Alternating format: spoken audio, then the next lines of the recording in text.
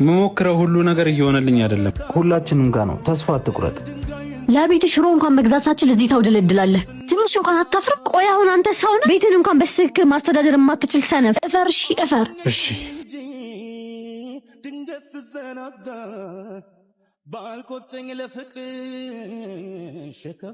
እንዴ የት ነው የምትሸሸው?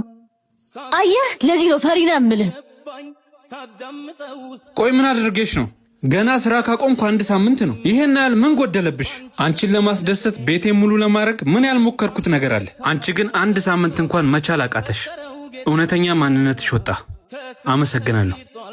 እና አሁን ወዴት ነህ? ይህ ሳምንት የአብይ ጾም የሚጀመርበት ሳምንት ነው። በመሆኑም ለህዝበ ክርስቲያን ለአብይ ጾም እንኳን አደረሳችሁ። መልካምም ጾም ይሁንላችሁ። የአብይ ጾም የመጀመሪያው ሳምንት ዘወረደ ይባላል። ትርጉሙም ከሰማያት ሰማያት ወረደ ማለት ነው። ከሰማያት ሰማያት የወረደውን ከድንግል ማርያም የተወለደውን ኢየሱስ ክርስቶስን ለማመስገን የሚጾም ጾም ነው። ጾሙን እየጾምን ተጨማሪ በረከትን የምናገኝበት ስራ ልጠቁማችሁ። በሙታን ሳማር ቅዱስ ሚካኤል አንድነት ገዳም የሚገኙ አባቶች በዓታቸው እየተሰራ ይገኛል። በዓታቸው ከፀሐይ ከብርድ ከዝናብ አይከላከል። አባቶችን ለማገዝ በኢትዮጵያ ንግድ ባንክ 1044 25 98 39 አቢሲኒያ 14 10 29 444